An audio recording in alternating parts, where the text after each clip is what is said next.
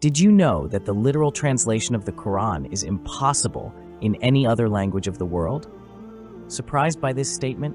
Well, that is precisely the unique miracle of the Quran, which has captivated the world for the past 1,500 years.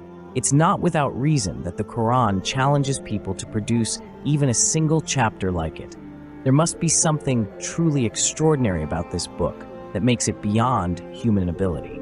You might be wondering, what about the countless translations of the Quran available around the world? Well, dear reader, all these translations are indeed translations, but none of them can fully capture the true essence, purpose, and demands of the Quran. This is the point that will be proven in this video. Watch this documentary attentively, and everything will make perfect sense. But if you get distracted, you might miss the entire point. The key point to understand. Arabic is the most expansive language in the world, so vast that no other language, no matter how strong or popular, comes close to it.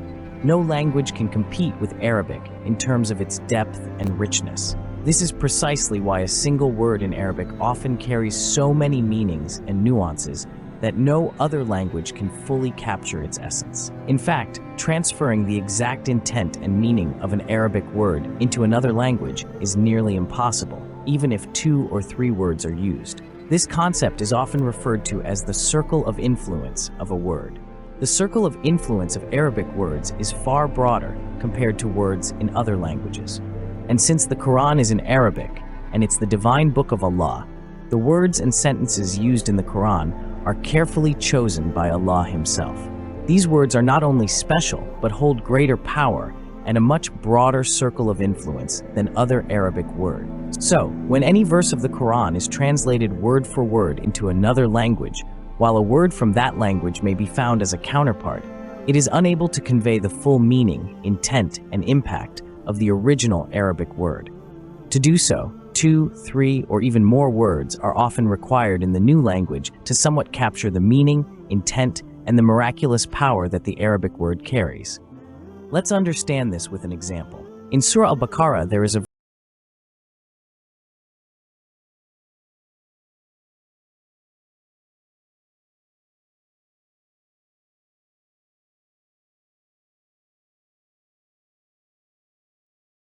that is often translated as, "O Prophet, whether you warn them or do not warn them, they will never believe." Now take the word kafir. Its literal translation is often considered as one who denies. But if we accept this translation, consider that, at the time of the Quran's revelation, the majority of people were in denial. Yet among those deniers, many eventually became great Muslim companions of the Prophet.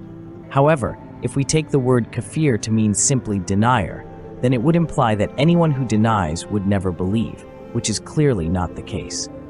Many who initially denied later accepted Islam. This shows that translating kafir as simply denier does not capture its full meaning. And as we know, all translations of the Quran transfer its words into other languages word for word, resulting in a translation that may look like the Quran, but the true essence of the Quran remains absent. For instance, in the verse above, to fully translate the word kafir into English, one might need 4 or 5 words, and the translation would become something like this. O Prophet, those who know this Quran to be the truth in their hearts, but, due to their arrogance and personal interests, deliberately deny it, and have become entrenched in enmity against you, to the point of wanting to kill or die, they will never believe, whether you warn them or not. This is why, while translations of the Quran exist in many languages, none of them can truly serve the Quran's purpose, essence, or demand.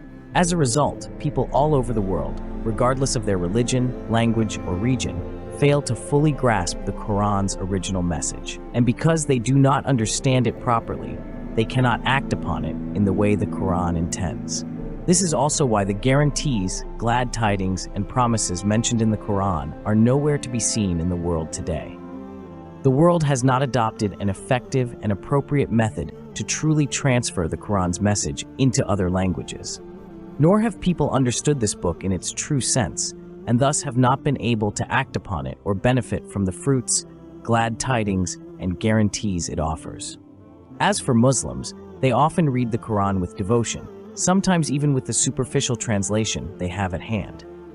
Non-Muslims, on the other hand, rely on these ineffective translations to understand the Quran, and as a result, they fail to perceive its true essence. Learning Arabic and understanding the Quran according to its linguistic and idiomatic nuances is certainly a task that, while simple, is not commonly pursued by people. And if anyone does muster the courage to do so, an extraordinary thing happens. The Quran opens all its doors of meaning to them. Such individuals, overwhelmed with excitement, often cry out to the world, explaining the true reality of the Quran. But alas, their numbers are too few to bring about a global transformation.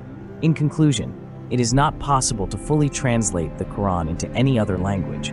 What can be produced is merely a superficial, word-for-word translation that lacks the Quran's true essence. We hope this discussion has clarified the main point for you. May Allah grant us all the ability to read, understand, fulfill the demands of the Quran, and live our lives according to its teachings.